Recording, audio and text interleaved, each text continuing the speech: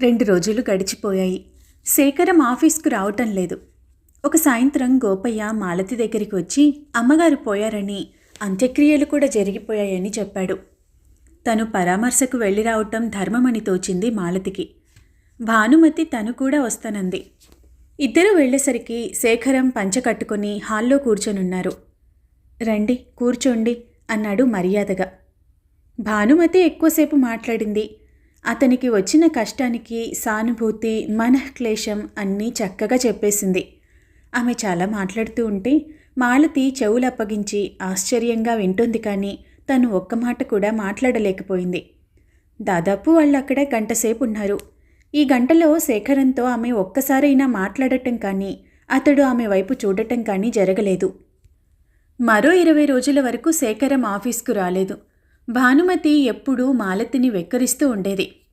Office లోపలకు రాగానే నీ కళ్ళు ఆఫీసర్ గారి గదివైపు పరిగెడుతున్నాయని, ఆశగా వెతుక్కుంటున్నాయని నాకు తెలుసులే.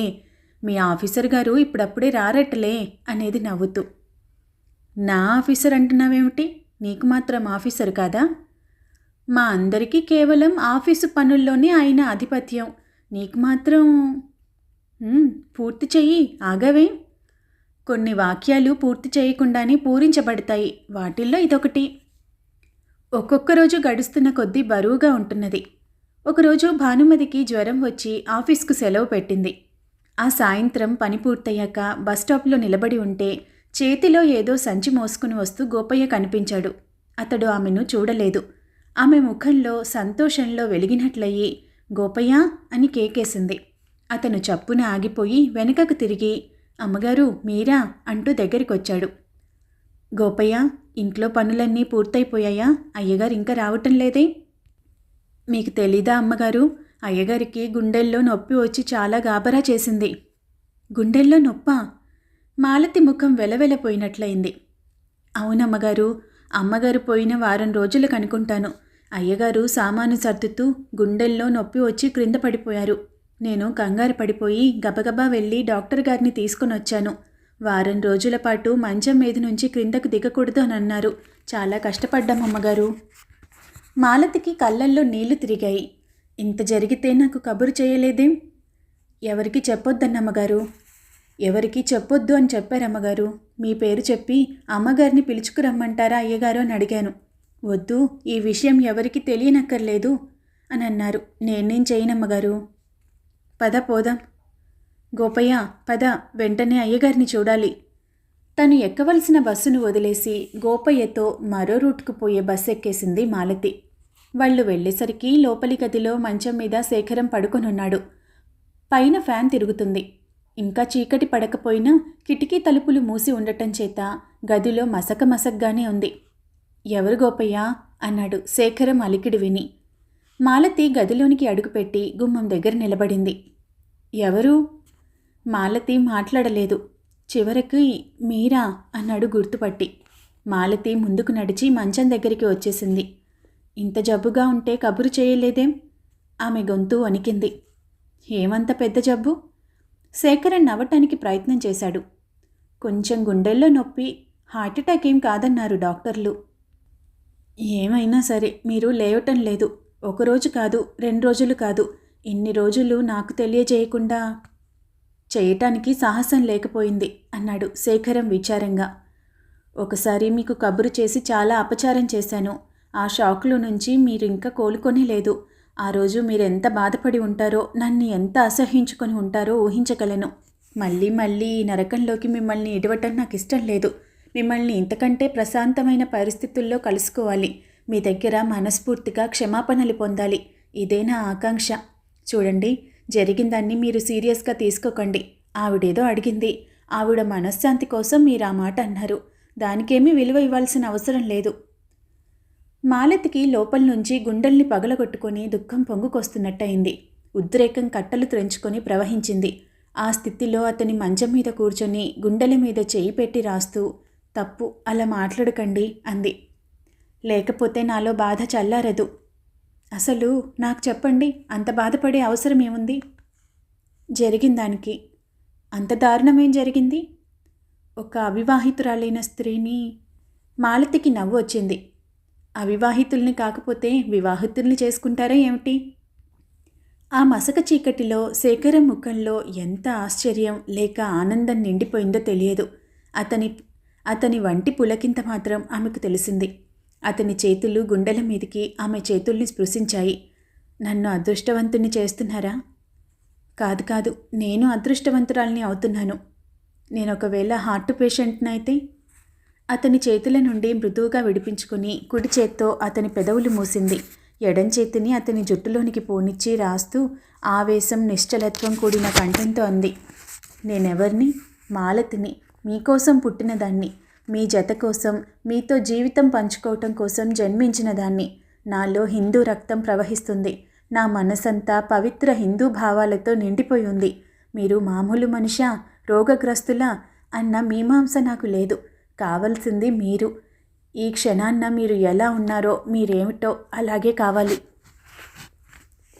ఆగి ఆగి ప్రవహించే నది ఏ మలుపు దగ్గరికో లేక పల్లం దగ్గరికో వచ్చేసరికి జరీవేగం అందుకున్నట్టు ఒక్కొక్కసారి జీవితం ఏ వయసు వరకు సాఫీగా సాగి అక్కడి నుంచి పరుగు ప్రారంభిస్తుంది. ఆ పరుగు సక్రమమైన మార్గంలోన దారి తప్పుతూ ఉంటుందా అంటే అది వేరే విషయం. చంద్రశేఖరం వ్యాధి నుండి కోలుకోవటం, తిరిగి ఆఫీస్కి అటెండ్ అవ్వటం ప్రారంభించటం, మాలతితో పెళ్లి జరిగిపోవటం 2-3 నెలల వ్యవధిలో జరిగిపోయాయి. పెళ్లి రోజున మాలతికి తన జీవితం తలుచుకుంటే ఏడుపు వచ్చింది. భానుమతి ఆ గదిలోనికి వచ్చేసరికి ఈ దృశ్యం కనిపించి ఆనంద భాష్పాల అంది. దేనికంట? కోరిన వరుడిని కట్టుకున్నందుకు. అది కాదే, ఒక్కొక్కరి జీవితం ఎంత విషాదకరమో చూడు. తల్లి, తండ్రి, అన్న, చెల్లి, అసలు నా అనేవాళ్ళు ఎవరూ లేని ఒంటరితనం దెయ్యంలా ఎలా అనుభవించానా అని. కష్టమే కాదన్ను, కానీ ఈ భూమి మీద అడపాదడపా ఇలాంటి జీవులు తారసపడుతూనే ఉంటారు. కానీ అందరూ ఉండి తరచి చూస్తే బయటపడే ఒంటరితనం కన్నా ఇది కొంత మేలనుకుంటాను. మాలతి వెంటనే మాట్లాడలేకపోయింది. భాను, నిన్ను వదిలి వెళ్ళిపోతున్నాను. ఇది ఆనందప్రదమైన వీడుకోలు. నాకిచ్చిన సహచర్యం, నా మీద చూపించిన అభిమానం, ఆ గదిలో మన ఇద్దరి జీవితం ఎప్పుడూ మరిచిపోలేను. ఉండు, నాకు ఏడుపొచ్చేలా చేయకు. ఒక రకంగా నా తల్లి, తండ్రి, అన్న, అక్క అన్నీ నీవే. అమ్మో, ఇన్ని బాధ్యతలా? భాను, తర్వాత నువ్వేం చేస్తావు? బ్రతికేస్తాను. అది కాదే, ఎలా అని. ఎలా ఏముంది? నా గది, క్యారియర్, భోజనం, ఉద్యోగం అన్నట్టు అన్నీ వదులుకుంటున్నట్టు మాట్లాడుతున్నావు. ఉద్యోగం మానేస్తున్నావా ఏమిటి? బహుశా చెయ్యను. దేనివల్ల? భర్త క్రింద ఉద్యోగిగా ఉండే అనుభూతి నాకు గిట్టదు. భానుమతి మాలతి కళ్ళలోకి చూసింది. ప్రతి సంఘటన గురించి ప్రతి వ్యక్తికి ఎలాంటి సున్నితమైన అభిప్రాయాలుంటాయో బోధపడింది. పెళ్లి జరిగిపోయింది. వచ్చిన వాళ్లంతా స్నేహితులే, కానీ ఏ వైపు చూసినా చుట్టపక్కలెవరూ లేరు.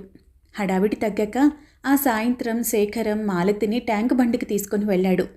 కారు దిగి నిశ్చలంగా ఉన్న నీళ్లకేసి చూస్తూ ఇద్దరూ ప్రక్కప్రక్కన నిలబడ్డారు. Malathi, yes sir. అదేమిటి? మీరు మేనేజర్, కానీ ఇప్పుడు భర్తని. కానీ మేనేజర్ గారి గుర్తుకొస్తున్నారు. కానీ నువ్వు క్లర్క్గా కనపడటం లేదు. మరెలా కనిపిస్తున్నాను? వరం ఇచ్చినదే. అదేం వరం? అలా మాట్లాడాలంటే సిగ్గేస్తుంది. మగవాళ్ళు సిగ్గుపడకూడదు. తర్వాత చెప్తాలే. తర్వాతంటే? తర్వాతంటే ఈ రాత్రికి. పోండి. ఈసారి మాలతి సిగ్గుపడింది. గోపయ్య తన తెలివితేటలన్నీ ఉపయోగించి గదిని అందంగానే అలంకరించాడు. తినుబండారాల్లాంటివి కూడా అమర్చాడు. ఈ ఏర్పాట్లన్నీ చూసి శేఖరన్ నిజంగానే లజ్జితుడైపోయాడు. నేను సినిమా చూసి చాలా రోజులైందమ్మగారు. సెకండ్ షోకి వెడుతున్నాను. అర్ధరాత్రి వచ్చి తలుపు కొడితే ఈ ముసలాడిని విసుక్కోకండే అంటూ ముసిముసి నవ్వులు నవ్వి బయటకు వెళ్ళిపోయాడు. Malathi, yes sir. అలాగే అట్లనే పిలవద్దన్నాను. మిమ్మల్ని ఏమండి అని పిలవాలంటే ఎలాగో ఉంది, పేరుతో పిలవాలంటే ఇంకా ఎలాగో ఉంది. చేత కావటం లేదు. కానీ సార్ మాత్రం వద్దు. చెప్పండి. ఏమిటి? రాత్రికి చెప్తానన్నారు. ఓ అదా అంటూ ఆమెను దగ్గరికి లాక్కొని గుండెలకు అదుముకున్నాడు. ఈ దేవతని గురించి ఊహల్లో అనుభవించాలే కానీ మాటల్లో ఇమర్చకూడదు. అతని పెదవులు ఆమె పెదవుల్ని కలుసుకున్నాయి. ఒకరి ముఖానికి మరొకరు అంత దగ్గరగా ఉండి గుసగుసలాడుకుంటున్నట్టు మాట్లాడుకుంటూ ఉంటే ఆ అనుభూతి ఇద్దరికీ హాయిగా ఉంది. అయితే నేను ఊహల్లోనే పనికొస్తానా?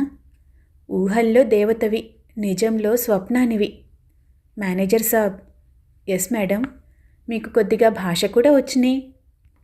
ఆలస్యంగా అక్షరాభ్యాసమైన త్వరగా నేర్చుకుంటున్నాను. ఆమె చేతులు అతని వీపును నిమురుతున్నాయి. అతని చేతులు ఆమె తల, జుట్టు, మెడ సవరిస్తున్నాయి. వెలుతురుగా ఉన్న ఆ గదిలో ఇద్దరికీ కళ్ళు మసకలు క్రమ్ముతున్నాయి. అప్రయత్నంగా కాళ్ళు మంచం దగ్గరికి నడిచాయి.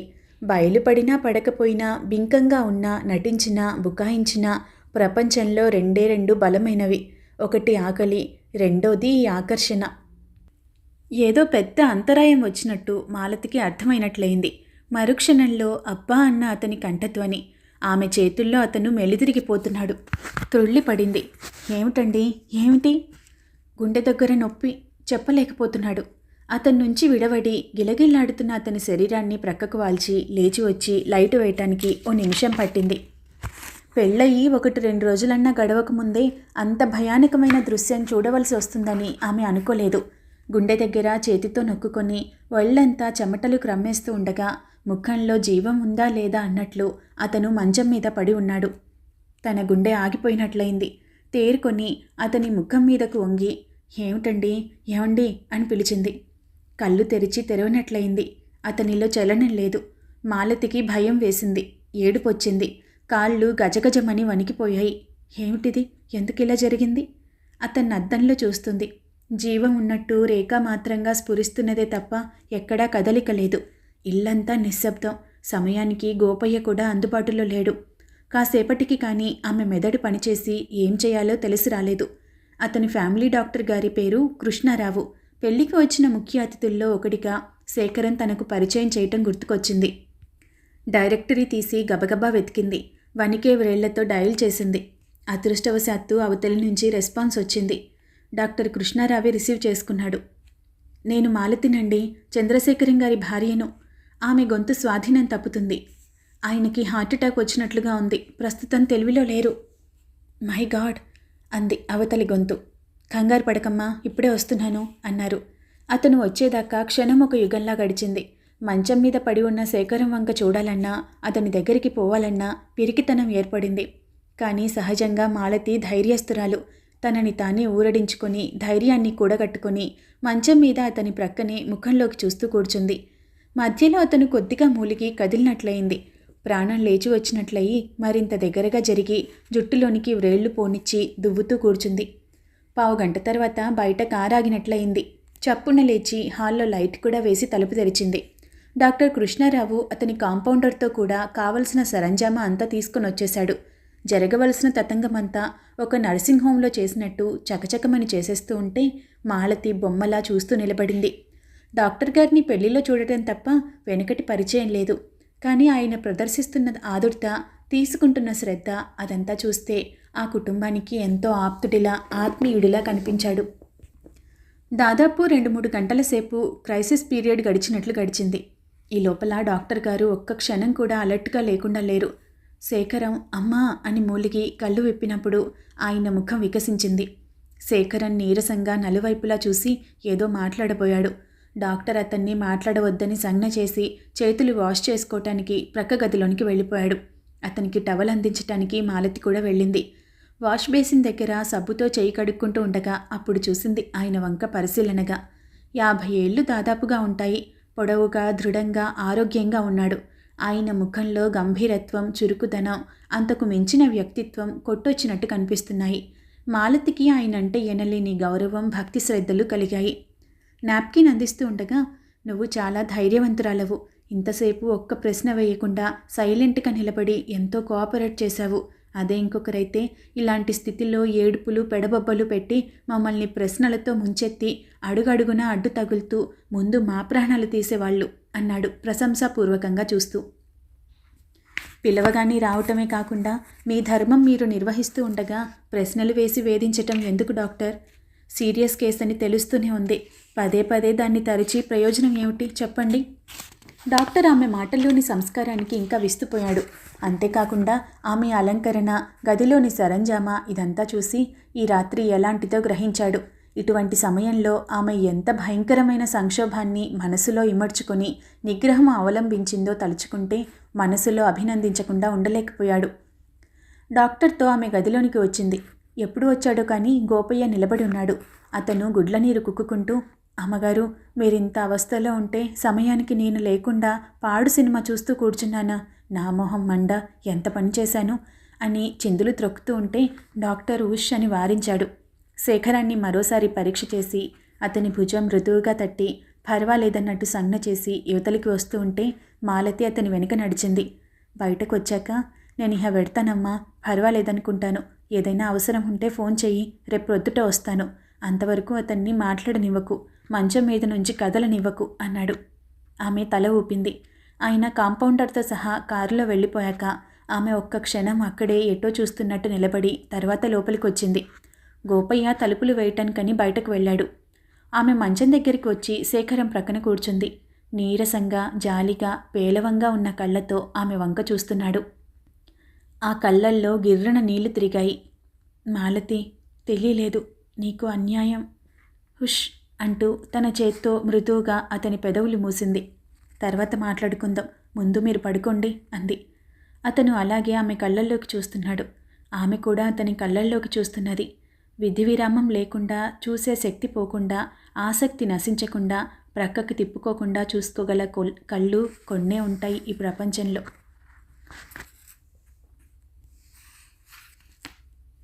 మరి ఆ తర్వాత ఏం జరిగింది వచ్చే భాగంలో తెలుసుకుందాం. ముగించే ముందు ఈ ఛానల్ని కనుక కొత్తగా ఎవరైనా చూస్తున్నట్టయితే మరిన్ని మంచి నవలలను వినటం కోసం ఛానల్ని తప్పకుండా సబ్స్క్రైబ్ చేసుకోండి. మరి వచ్చే భాగంలో కలుసుకుందాం. ధన్యవాదాలు.